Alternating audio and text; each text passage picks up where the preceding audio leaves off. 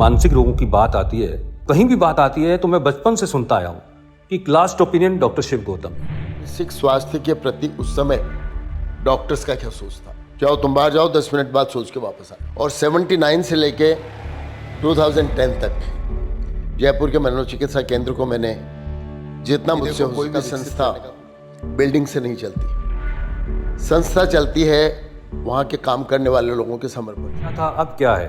क्योंकि किसी समय में तो मैंने देखा था कि मानसिक रोग के डॉक्टर को भी देखना पसंद नहीं करते। आवश्यकता होती थी वहाँ बहुत ही डर के साथ और बहुत ही कलंकित महसूस करते हुए। अगर व्यक्ति उदास है तो उसको क्या चाहिए, अगर व्यक्ति एग्रेसिव है, आक्रामक है, तो उसको क्या चाहिए।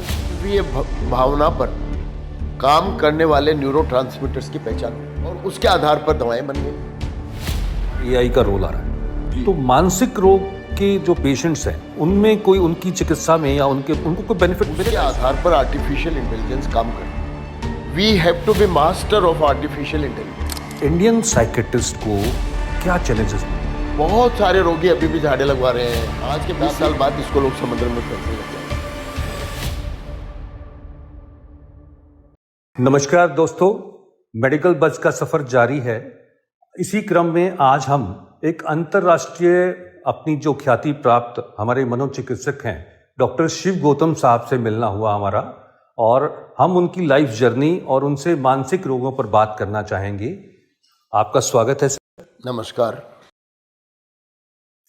सर। आप जब देखा जाए मानसिक रोगों की बात आती है, तो कहीं भी बात आती है, तो मैं बचपन से सुनता आया हूँ कि last opinion doctor Shiv Gautam. कहीं भी कोई समाधान नहीं मिल रहा तो डॉक्टर शिव गौतम।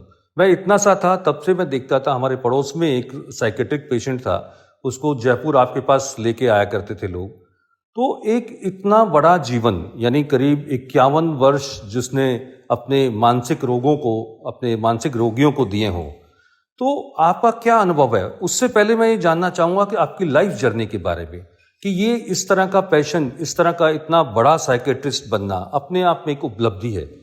ऐसा क्या हुआ कि जो आपने एक इतना बड़ा चिकित्सक, अपने आप को मनोरोग चिकित्सक के रूप में स्थापित किया? देखिए, मैं राजस्थान के झुंझुनू जिले के एक छोटे से गांव से आता हूं। हिंदी मीडियम स्कूल में मैं पढ़ा और मेरे पिताजी का एक स्वप्न था, जो कि आयुर्वेद के विशेषज्ञ थे, वैद्य थे, कि मेरा बेटा डॉक्टर बनना चाहिए। मैं जिस हिंदी मीडियम स्कूल में पढ़ता था, आज के करीब 65 साल पहले की बात मैं बता रहा हूँ। उस समय न स्कूल ड्रेस हुआ करती थी और न इस तरह के प्रोटोकॉल और सुविधाएं होती थी जैसे आजकल लोगों को उपलब्ध हैं। और स्कूल के प्रांगण से उड़ती हुई हवाई जहाज को देखते थे तो ये लगता था कि कभी इस चिलगाड़ी को अपन नज़दीक से देखेंगे क्या। और वहाँ से सफ़र शुरू करके नवलगढ़ के विद्यालय में हाई स्कूल किया, वहीं कॉलेज में मैंने पढ़ाई करी और पिताजी का सपना साकार करने के लिए जब एसएमएस मेडिकल कॉलेज में मेरा प्रवेश हुआ तो पूरे परिवार को खुशी हुई। वहीं से एमबीबीएस किया और एमबीबीएस के बाद बात 1974 की है कि जब हम लोगों के पोस्ट ग्रेजुएट डिग्री के और इंटरव्यूज़ हो रहे थे। उस समय डॉक्टर हंस कुमार हमारे प्रिंसिपल हुआ करते थे।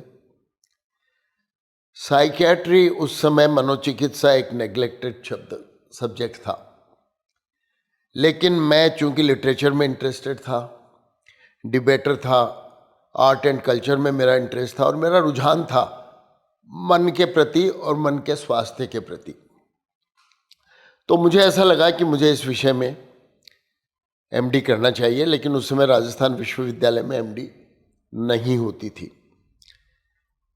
तो एमडी मेडिसिन के जो स्टूडेंट हैं उनको साइकियाट्री में थोड़े दिनों के लिए पोस्ट किया जाता था। तो मैं इंटरव्यू में मेरे से पूछा, आप मेडिकल काउंसिल के सामने, पूरी कॉलेज काउंसिल के सामने, कि क्या चॉइस है तुम्हारी, ये सारी चीज़ें उपलब्ध हैं। मैंने कहा मैं साइकियाट्री लेना चाहता हूँ, जो कि सबके लास्ट में लिखा हुआ था। तो डॉक्टर हंस कुमार, चूंकि मैं एक अच्छा स्टूडेंट था तो बहुत प्यार करते थे। क्या शिव, तुम पागल हो गए क्या? ये उनके शब्द थे। ये दर्शाता है कि मानसिक स्वास्थ्य के प्रति उस समय डॉक्टर्स का क्या सोच था। जाओ तुम बाहर जाओ, 10 मिनट बाद सोच के वापस आना। 10 मिनट के लिए जब मुझे बाहर कर दिया गया इंटरव्यू से, काउंसिल के बाकी सीनियर डॉक्टर्स ने सब ने बैठकर नाश्ता चाय लिया और 10 मिनट बाद मुझे वापस बुलाया। Tell me your choice now, अब बताओ क्या चॉइस है तुम्हारी। मैंने कहा सर स्टिल साइकियाट्री। तो वो हंसने लगे कि देखो तुम्हें मेडिसिन मिल रही है, सर्जरी मिल रही है और साइकियाट्री सबसे लास्ट में है। तो मैंने कहा सर मुझे इस कॉलेज में तो रहना नहीं है, क्योंकि यहाँ एमडी होता नहीं है। मेरे को तो या तो बेंगलोर जाना है या रांची जाना है, नेशनल इंस्टीट्यूट में जाना है। तो मैं यहाँ रहकर अपनी तैयारी करूँगा और रोगियों की सेवा करूँगा जितने दिन में पोस्टिंग है। तब मुझे साइकियाट्री अलॉट हुआ। फिर मैं बेंगलोर के, जो आजकल निम्हांस जिसको कहते हैं, national institute of mental health and neuro sciences, उस समय all India institute of mental health था, वहाँ गया, इंटरव्यू लिस्ट को टॉप किया, डीपीएम किया, एमडी किया वहाँ से। साथ ही national academy of medical sciences की जो एमएन एमएस की परीक्षा होती थी, इस विषय में जितनी भी हाईएस्ट कैटेगरी ऑफ एजुकेशन हो सकती थी वो मैंने उसी समय कंप्लीट कर ली। 3 विकल्प मेरे पास थे। उसी इंस्टीट्यूट में मुझे जॉब मिल रहा था, गोवा के इंस्टीट्यूट में मिल रहा था और लंदन में मुझे मिल रही थी जॉब कि वहाँ मैं काम कर सकता हूँ। लेकिन मेरे मन में ये संकल्प था कि मुझे अपने प्रदेश में जाके राजस्थान में मानसिक स्वास्थ्य को शुरू करना है। तो मैंने उन तीनों नौकरियों को नहीं चुन के राजस्थान में मानसिक स्वास्थ्य सेवाओं को शुरू करने का निर्णय लिया और आरपीएससी में, राजस्थान पब्लिक सर्विस कमीशन में मेरा सिलेक्शन हो गया और 79 से लेके 2010 तक जयपुर के मनोचिकित्सा केंद्र को मैंने जितना मुझसे हो सका विकसित करने का कोशिश किया। और ईश्वर की कृपा है कि जब मैंने उस हॉस्पिटल को छोड़ा, उसके बाद से मैं ये कह के आया अपने स्टूडेंट्स को कि देखो कोई भी संस्था बिल्डिंग से नहीं चलती। संस्था चलती है वहाँ के काम करने वाले लोगों के समर्पण से, वहाँ काम करने वाले लोगों की सिंसियरिटी से। और इसको मैं बना के जा रहा हूँ, तुम्हें अगले 20 सालों में कुछ भी बनाने की ज़रूरत नहीं पड़ेगी, आगे तुम्हें डेवलप करना है। और उसके बाद 2011 से हमने एक पैरेलल इंस्टीट्यूट प्राइवेट सेक्टर में शुरू किया, जो कि Gautam hospital and institute of behavioural sciences के रूप में अब सिविल लाइंस में काम कर रहा है। 4 यूनिवर्सिटीज़ हमारे साथ एफिलिएटेड हैं जयपुर की, और हम साइकोलॉजी की ट्रेनिंग का, मैन पावर डेवलपमेंट की ट्रेनिंग करते हैं। करीब 16-17 इंस्टीट्यूट ऑफ नर्सिंग हमारे साथ एफिलिएटेड हैं, जो 15 दिन से लेकर 1.5 से 2 महीने के लिए साल भर थ्रू आउट द ईयर हमारे पास ट्रेनिंग के लिए आते हैं। कुछ पीएचडी स्टूडेंट्स काम साइकोलॉजी में हमारे साथ काम करते हैं।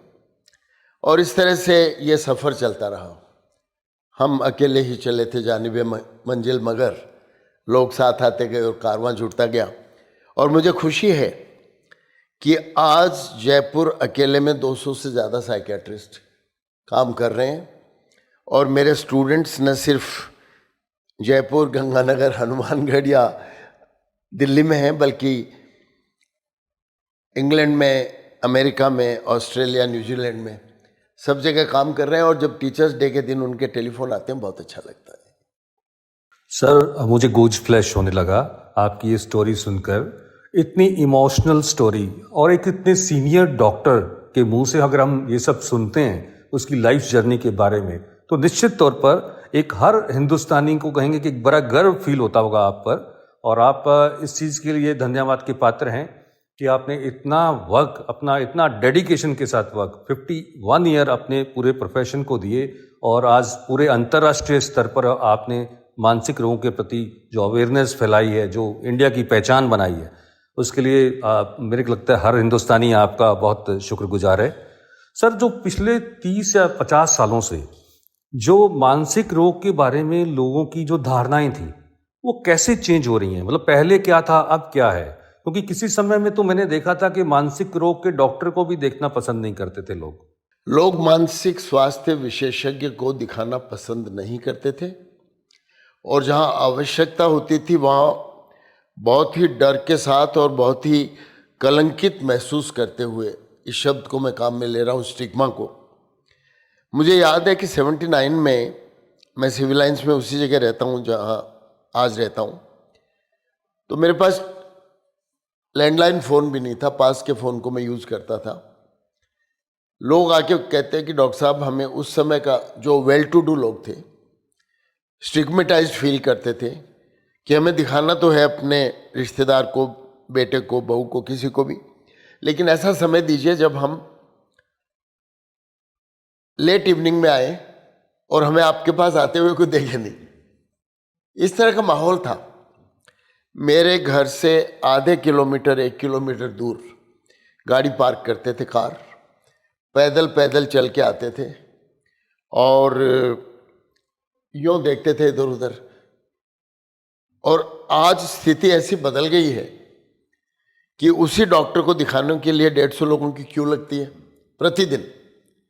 देश के अलग अलग हिस्सों से आते हैं, न सिर्फ राजस्थान, नॉर्थ इंडिया, बल्कि ईस्टर्न स्टेट से, सदर्न स्टेट से, गुजरात, महाराष्ट्र से, अलग अलग जगह से लोग आते हैं। एक बार तो ऐसा वाकया हुआ कि कतर से एक पेशेंट आया। अब वो उर्दू नहीं जानता, अरेबिक जानता है, और मैं अरेबिक नहीं जानता। तो जयपुर आया, किसी मौलाना को पकड़ा जो अरेबिक जानता है और हिंदी में ट्रांसलेट करके मुझे बता सके कि उसके रोगी को क्या है। मैंने उसका इलाज किया, लेकिन मैंने पूछा, भाई तुम आए कैसे? बोले, साहब हमारे यहाँ कोई आदमी काम करता है, उसने कहा कि मेरा पेशेंट तो इससे भी बदतर था जो वहाँ ठीक हुआ है, तो मैं सुनते सीधा वहाँ से आ गया।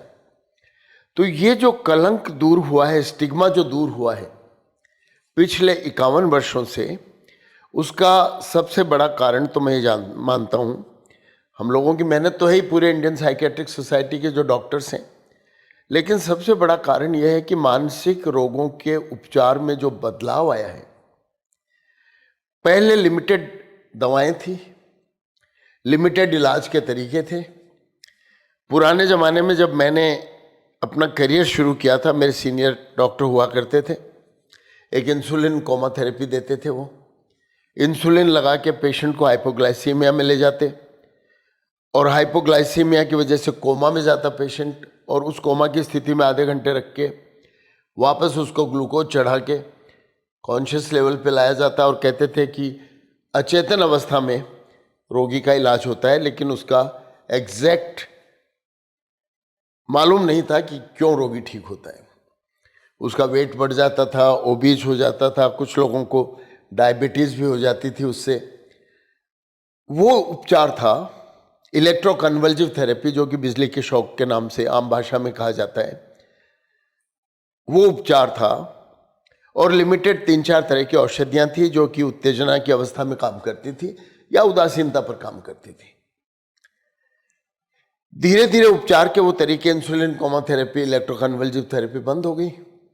इलेक्ट्रोकन्वल्सिव थेरेपी बहुत लिमिटेड रोल, कुछ डायग्नोस्टिक कैटेगरीज, कुछ बीमारियां ऐसी हैं जिनमें अभी भी इलेक्ट्रोकन्वल्सिव थेरेपी की उपयोगिता होती है, जैसे कि एक्यूट सुसाइडल पेशेंट है, या रिफ्रैक्टरी पेशेंट्स हैं जो दूसरी इलाज के तरीकों से ठीक नहीं होते, उनमें उसकी उपयोगिता होती है, बाकी अब उपयोगिता नहीं होती। और आज जो शोध हुआ है न्यूरोट्रांसमीटर्स पे, मानव मस्तिष्क में काम करने वाले रासायनिक तत्वों पर, मानव मस्तिष्क में काम करने वाली तंत्रिकाओं पर, और जो कॉम्प्लेक्स न्यूरोकेमिकल एक्टिविटी ब्रेन में चलती है, और उसका भावनाओं से क्या संबंध है, इस पर जो शोध हुआ है, मैं कहूँगा कि it is a tremendous change. Neuroplasticity के बारे में लोग बात करने लगे हैं, किस तरह से हमारे न्यूरॉन्स को हम फर्दर डेवलप कर सकते हैं, और अगर व्यक्ति उदास है तो उसको क्या चाहिए, अगर व्यक्ति एग्रेसिव है, आक्रामक है, तो उसको क्या चाहिए, अगर व्यक्ति एंग्शियस है तो उसको क्या चाहिए। हर मानवीय भावना पर काम करने वाले न्यूरोट्रांसमीटर्स की पहचान हो गई है और उसके आधार पर दवाएं बन गई।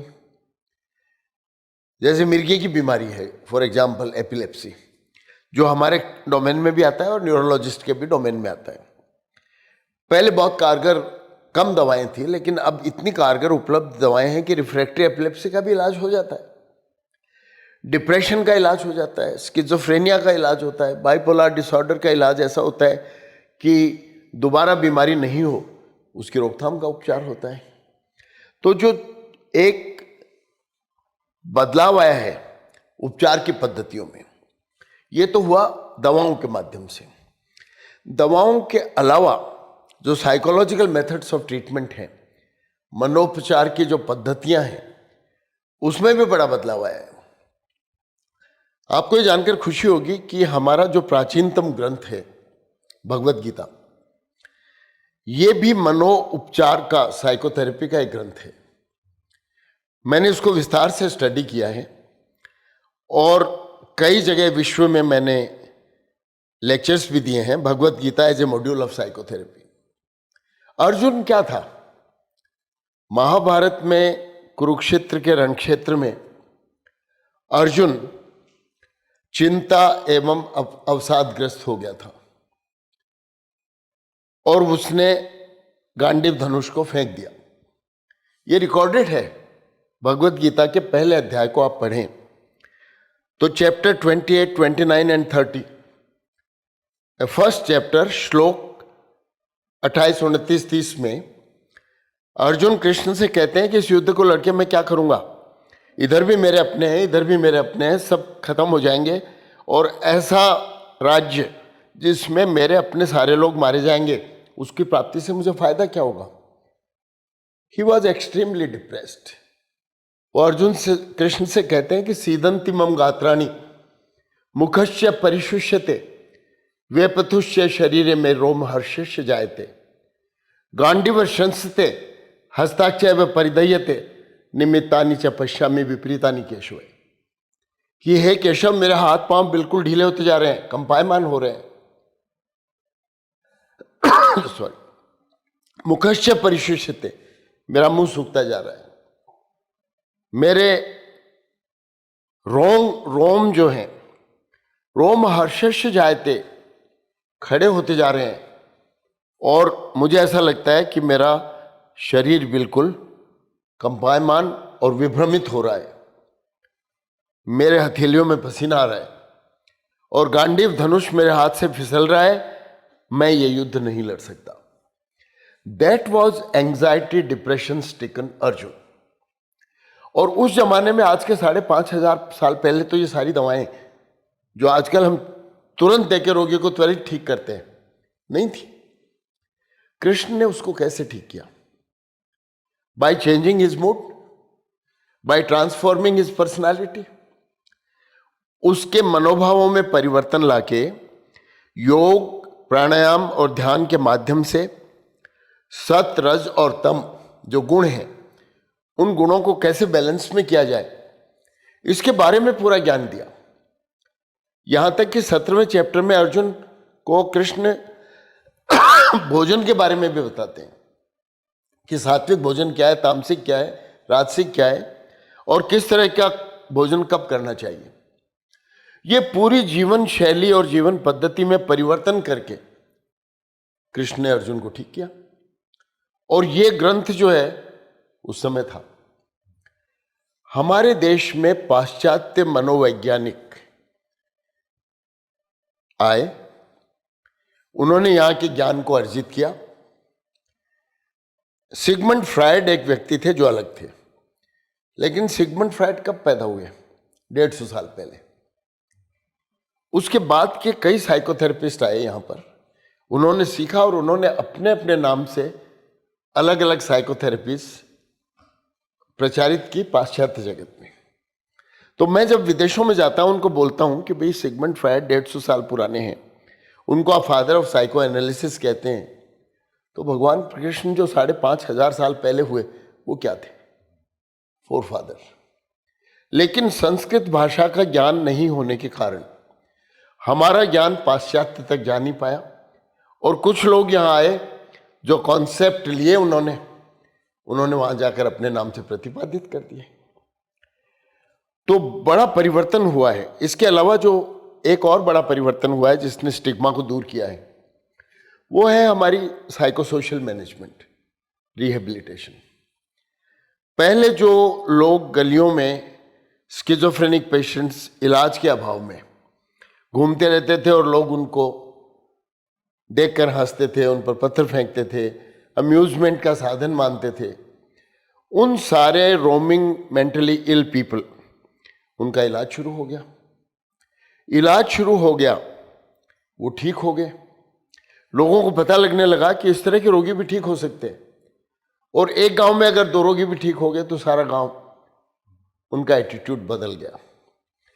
This changing attitude over a period of time जो हुआ है, उसने मनोचिकित्सा के प्रति जो stigma not only in general public, doctors में भी था उस समय, उसको कम किया है।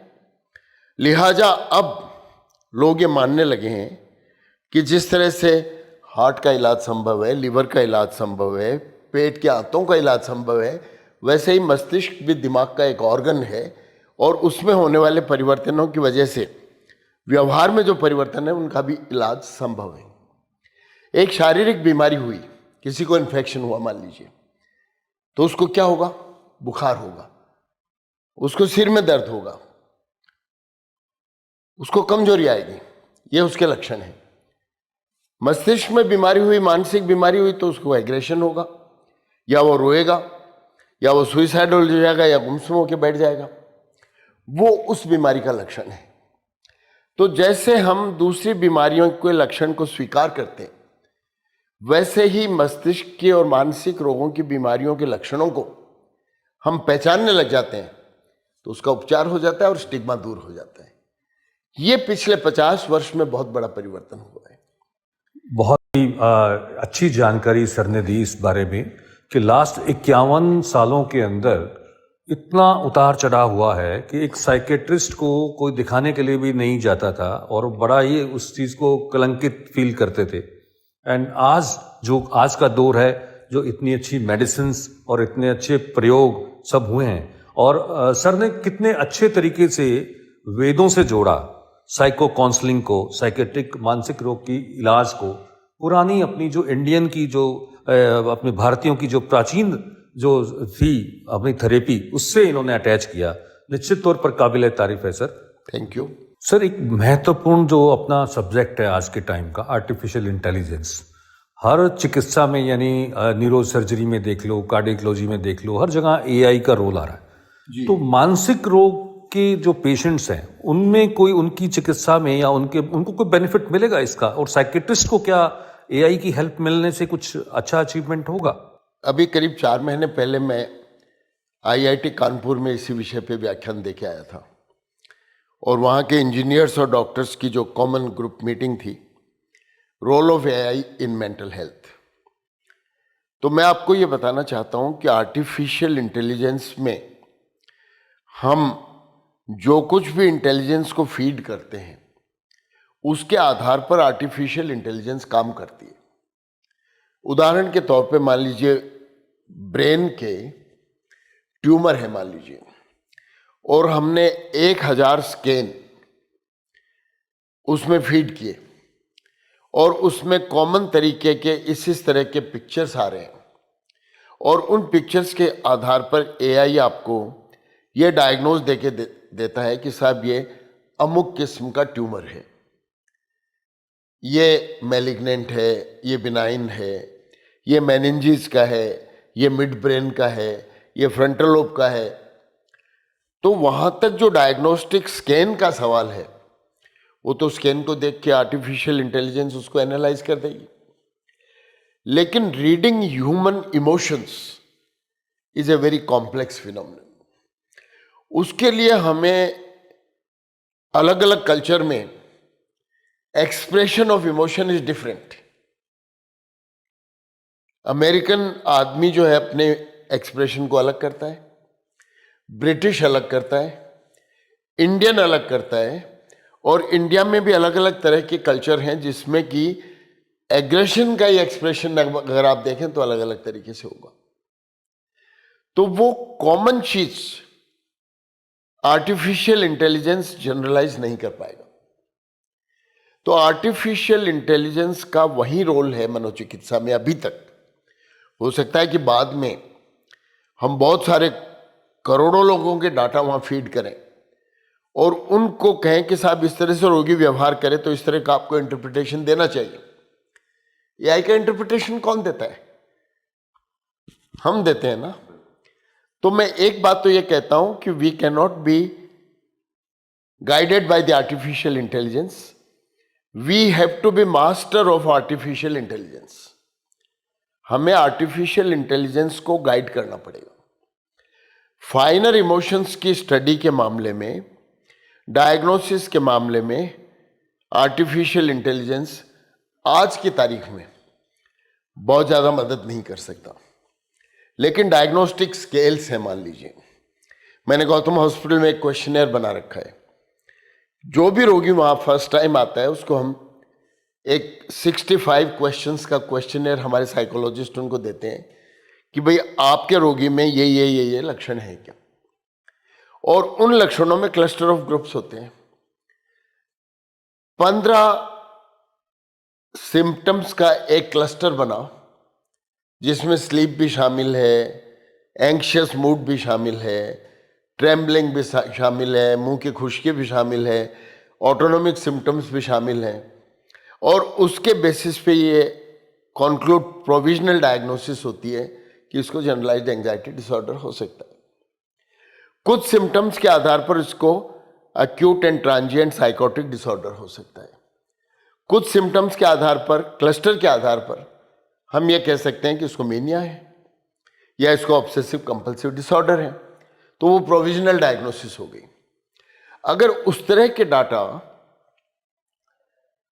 कई सौ से कई हजार पेशेंट्स के हम आर्टिफिशियल इंटेलिजेंस को देते हैं और हम उनसे कहें कि this cluster if found diagnose this, और क्लिक ऑफ द बटन पे जो चीज हम 2 घंटे में करते हैं वो आर्टिफिशियल इंटेलिजेंस हमें 10 मिनट में दे देगा।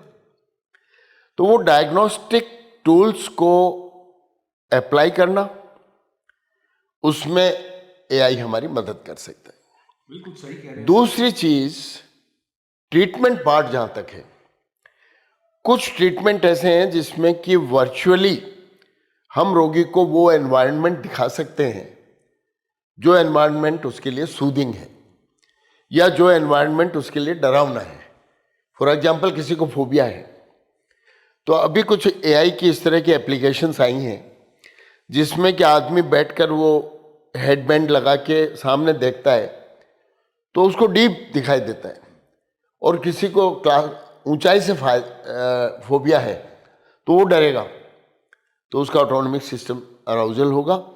फिर उसी व्यक्ति को धीरे धीरे करके ऊपर लाया जाएगा, डिसेंसिटाइज कर दिया जाएगा। क्लास्ट्रोफोबिया है, बंद कमरे में डर लगता है, या अलग अलग तरह की चीजें हैं। तो कुछ एक चीजें हैं जहां पर कि डायग्नोस्टिक यूटिलिटी एआई की हो सकती है, कुछ एक चीजें हैं जहां पर कि ट्रीटमेंट में भी एआई उपयोगी हो सकता है, लेकिन AI can not be useful as a whole in mental health at the moment. ये बात है। सर, एक बड़ी चीज जो सामने आती है, इंडियन साइकेट्रिस्ट को क्या चैलेंजेस मिलते हैं? यानी आप एक जो डेवलप्ड कंट्री में जो साइकेट्रिस्ट हैं और इंडिया जैसी कंट्री के अंदर साइकेट्रिस्ट को अपने वर्क करने के दौरान क्या क्या चैलेंजेस हो? सबसे बड़ा चैलेंज ये है कि अभी भी स्टिग्मा दूर नहीं हुआ है। दूसरा चैलेंज ये है कि अभी भी बहुत सारे लोगों में ये मानसिकता है कि मानसिक रोग भूत प्रेत ओपरे पराये जिंद काचे कड़वे इन चीजों की वजह से होते हैं। लिहाजा पहली बार मनोचिकित्सक के पास लाने के बजाय बहुत सारे रोगी अभी भी झाड़े लगवा रहे हैं, ताबीज बंधवा रहे हैं, उनके ऊपर ट्रॉमेटिक ट्रीटमेंट प्रोसीजर हैं। एक लड़की जिसकी अभी शादी हुई, साइकोटिक हो गई, जिसका अभी मेहंदी भी नहीं हटी थी, एक तांत्रिक ने जलता हुआ अंगारा उसके हाथ पर रख दिया, उसका हाथ जल गया। मैं उसके दिमाग का भी इलाज कर रहा हूँ, उसके घाव का भी इलाज कर रहा हूँ। तो एक सबसे बड़ा तो अभी तक जो जनरल पॉपुलेशन, रूरल पॉपुलेशन, दूर दराज की पॉपुलेशन है, वहां पर भी हमारी मैन पावर अभी नहीं पहुंच पाई है। 140 करोड़ लोगों की इस देश में मात्र 14,000 लोग मनोचिकित्सा के ट्रेंड पर्सनल हैं, और मैंने ज्वाइन किया था तो 1 to 2,000 की उसमें थे। तो इस स्पेशलिटी के लोगों की ज्यादा से ज्यादा ट्रेनिंग हो, रीचिंग द अनरीच्ड, उस व्यक्ति तक पहुंचे जिसके पास कोई नहीं पहुंचा है। ये सबसे बड़ा चैलेंज जनरल पॉपुलेशन में मैं देखता हूं। दूसरा चैलेंज जो बढ़ता हुआ जमाने में परिवर्तन आ रहे हैं, ये स्मार्टफोन एक तरफ जहां सुविधा है, दूसरी तरफ कर्ज है। इतने लोग स्क्रीन एडिक्शन के मेरे पास आते हैं, इतने लोग स्क्रीन गैम्बलिंग के मेरे पास आते हैं, परिवार प्रताड़ित है। मैं रहूं नहीं रहूं, मेरी आयु अब 75 ईयर्स है, आप मेरे से छोटे हैं, आप देखेंगे आज के 20 साल बाद इसको लोग समुद्र में फेंकने लग जाएंगे। इतनी खराब हालत हो जाएगी इसकी वजह से, क्योंकि गांव की लड़की जो पढ़ना नहीं जानती ये चलाती है, और वो पूरी दुनिया उसके लिए खुल जाती है। इसमें जो रील दिखाई जाती है वो वास्तविक तो नहीं होती, वो तो एक तरह का नाटक होता है जो रिकॉर्डेड होता है, लेकिन उसका सोच वहां पहुंच जाता है कि ये पता नहीं कौन सी दुनिया में कहां क्या होता है। कितने बच्चे रिलेशनशिप्स में फेसबुक के माध्यम से, इंस्टा के माध्यम से चले जाते हैं और ब्रेक ऑफ रिलेशनशिप के बाद मेरे पास आते हैं। ये जो नया परिवर्तन हुआ है समाज में, खुलापन जो समाज में आया है, ये बहुत बड़ा बदलाव है जो कि लोगों को मेंटल इल हेल्थ की तरफ ले जा रहा है, रोग की तरफ ले जा रहा है। और ये एक बहुत बड़ा चैलेंज हमारे सामने आज है और आने वाले समय में भी आने वाला है। सर, एक महत्वपूर्ण बात हमारी करनी रह गई कि जो क्रॉनिक इलनेस हैं, जितनी भी क्रॉनिक मेडिकल डिजीज हैं, उनमें कहीं ना कहीं मानसिक रोगी मिल जाते हैं। ये एक बहुत अच्छा सवाल आपने किया है। उसको कैसे फेस करते हैं सर? फिजिकल इलनेस जो लंबे समय तक है, चाहे वो कमर का दर्द हो, क्रॉनिक बैक पेन हो, चाहे वो कैंसर हो, थायराइड हो, डायबिटीज हो, या और कोई बीमारी हो, उन सारी बीमारियों में और मानसिक व्याधियां देखी जाती है। जनरल मेडिकल आउटडोर में जितने रोगी दिखाने के लिए आते हैं, उनमें से 50% रोगियों को 1 in 2 या तो प्योरली मानसिक बीमारी है, या लंबे समय तक चलने वाली शारीरिक बीमारी के साथ उसको डिप्रेशन, एंजाइटी या अलग अलग तरह की मनोरोग है, और खाली आपने उसका इलाज कर दिया। फॉर एग्जाम्पल, एक पेशेंट है, वो छत से कूद के उसको फ्रैक्चर हो गया, आपने ऑर्थोपेडिक्स के वार्ड में उसके फ्रैक्चर का इलाज कर दिया, उसकी टांग ठीक हो गई, वो चलने फिरने लग गया। लेकिन जब तक आपने उसके सुइसाइडल बिहेवियर का इलाज नहीं किया, जिसका इंटेंशन है उसका, और उसके डिप्रेशन का इलाज नहीं किया, दोबारा कूद जाएगा या दूसरा कोई आत्मघाती प्रयास करेगा। इसलिए हमें, चाहे वो सर्जरी में काम कर रहे हो, मेडिसिन में काम कर रहे हो, गायनी में इतने पोस्टपार्टम, एंटीपार्टम साइकियाट्रिक डिसऑर्डर्स आते हैं, इन सारी लंबे समय तक चलने वाली या एक्यूट इलनेसेस के साथ मानसिक व्याधियां हैं, उनका इलाज साथ साथ जरूरी है। और इसीलिए कंसल्टेशन लाइजॉन साइकियाट्री, जो कि आज के सेमिनार का विषय भी है, एक बहुत ही महत्वपूर्ण विषय है जो डॉक्टर्स को आना चाहिए और उनको समझना चाहिए, और उसका इलाज साथ साथ होना चाहिए। सर, क्या कभी डॉक्टर शिव गौतम को मानसिक रोग से फेस करना पड़ा है? मुझे मानसिक रोग नहीं हुआ, मुझे एक सीरियस शारीरिक बीमारी हुई थी, वो थी कोविड। 2019 में फर्स्ट वेव एंड में जब कोविड की आई थी, उस समय मुझे कोविड हुआ, क्योंकि कोविड के दरमियान भी मैं रोगियों की सेवा कर रहा था अपने हॉस्पिटल में। मैं भी कर रहा था, डॉक्टर मनस्वी, मेरे सुपुत्र डॉक्टर अनीता, हम पूरा परिवार मनोचिकित्सक हैं, मेरी पत्नी राजश्री जी, सभी लोग हम कोविड पीरियड में काम कर रहे थे। तो मुझे सबसे पहले कोविड हुआ, मुझे बहुत सीरियस हुआ, बाकी लोगों को हल्का हुआ, बच्चों को छोड़कर सबको हो गया। बड़ा चैलेंजिंग था। मैं 51 दिन तक मेडिकल आईसीयू में रहा, भर्ती रहा। उसके बाद 4 महीने मैं ऑक्सीजन पे रहा और करीब करीब प्रतिदिन सोशल मीडिया पे या अखबारों में आता रहता था कि शिव गौतम का क्या स्टेटस है। लेकिन जब मैं लौट कर आया 51वें दिन, तो मैंने पहले दिन जब मैं एडमिट हुआ तो एक डायरी मंगवाई अपने पुत्र से और मैंने कहा डायरी पेन यहाँ रख दो। मैं रोज कोविड पीरियड में दिन में 4 बार अपनी डायरी लिखता रहा। और उस पीरियड में एक मनोचिकित्सक कोरोना टाइम में खुद पीड़ित है, वो क्या सोच रहा है, मॉनिटर को देख के उसके मन में क्या आ रहा है। सामने से जा रहे कोरोना के पीड़ित रोगी मृत्यु के बाद ट्रॉली में जा रहा है, उनको प्रणाम कर रहा है, वो व्यक्ति कैसा फील कर रहा है, वो मैं डायरी में नोट करता रहा। मैंने ऋग्वेद पढ़ा, अथर्ववेद पढ़ा, भगवत गीता जो मेरा विषय है उसको 6ठी बार पढ़ा और मैंने अपने आप को ये सोचना ही नहीं दिया कि मैं बीमार हूं। ईश्वर ने मेरी मदद की, मेरे डॉक्टर्स ने मेरी मदद की और असंख्य रोगी जिनका मैंने उपचार किया है। मुझे बाद में पता चला कि कितने लोगों ने मेरे लिए व्रत रखे थे। बिहार में कहाँ मेरे लिए हवन हो रहा था, कौन मेरे लिए सुंदरकांड का पाठ कर रहा था। और मैं ठीक होके जब काम करने लगा तो मुझे पता लगा कि इतने लोगों की दुआएं। तो मुझे ये विश्वास हो चला कि दवा और दुआ साथ साथ काम करती है और आदमी अगर मजबूत हो तो क्रिटिकल पीरियड में भी बाहर निकल सकता है। मैंने वीडियो बनाया, मेरे वीडियो को करीब 50-60 हज़ार लोगों ने देखा, आज भी यूट्यूब पे पड़ा है, मेरी कोविड यात्रा, माई कोविड जर्नी। तो कुल मिला के यह है कि मैं मानसिक रूप से कभी परेशान नहीं हुआ और सबसे बड़ा रीज़न ये था कि भगवान ने मुझे बहुत अच्छी सहन शक्ति दी है, एनालाइज करने की पावर दी है, निराश नहीं हुआ। और मैंने डायरी भी इसीलिए लिखी कि यदि मैं चला भी चाहूँ तो जाना तो सबको ही है एक दिन।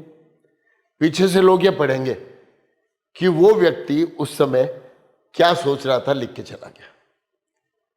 तो ये मेरा एक जरूर जीवन का अनुभव है जो मैंने आपसे साझा किया। एक बहुत महत्वपूर्ण चीज जो मैंने मेडिकल में प्रवेश से पहले मेरे पूज्य दादाजी जो संस्कृत के प्रकांड विद्वान थे उनसे सीखी। मेरा रिजल्ट आया एमबीबीएस का, उस दिन मैं सीकर में था। तो मैंने उनको टेलीफोन किया कि मैं डॉक्टर बन गया, मैं पास आ गया। तो उन्होंने कहा तेरे को बहुत अच्छा पुरस्कार दूंगा।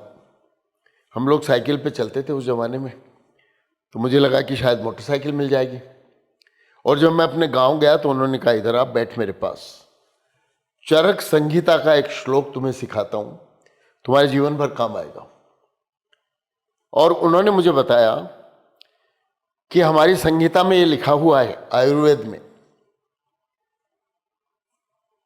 क्वचित यशम क्वचित धनम क्वचित मैत्री क्वचित धर्म है, कि तुम जब रोगी का इलाज करते हो तो कहीं तो तुम्हारे मित्र बन जाते हैं, कहीं तुम्हारे फीस मिलती है तो धन की प्राप्ति होती है, कहीं पर तुम्हारे धर्म, गरीब की सेवा करते हो तो धर्म तुम्हें मिलता है, और कहीं तुमको यश मिलता है।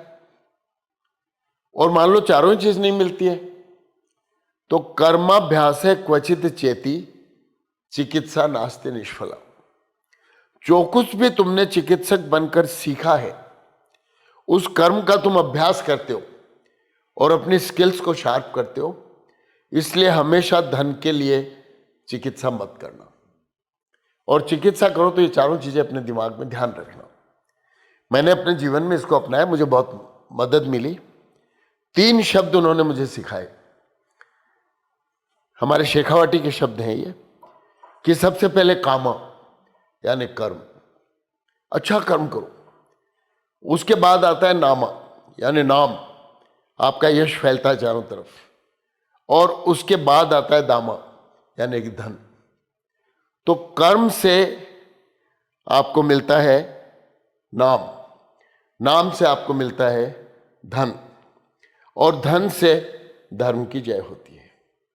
इसलिए अपने जीवन में इस बात को हमेशा ध्यान रखना, तुम डॉक्टर बन गए हो। दोस्तों, आज के इस एपिसोड को हम यहीं विराम देना चाहेंगे। आज हमारे बीच में अंतर्राष्ट्रीय ख्याति प्राप्त मनोरोग चिकित्सक डॉक्टर शिव हमारे बीच में थे। शिव गौतम जी हमारे बीच में रहे और उन्होंने बहुत अच्छा प्रकाश डाला अपने सब्जेक्ट पर, और एक ऐसी अनबुझी सी बातें बताईं और ऐसे अपने एक्सपीरियंसेस बताए जो कि निश्चित तौर पर हेल्थ केयर सिस्टम को और साइकेट्री के महत्व को और ज़्यादा मजबूत करेंगे। धन्यवाद।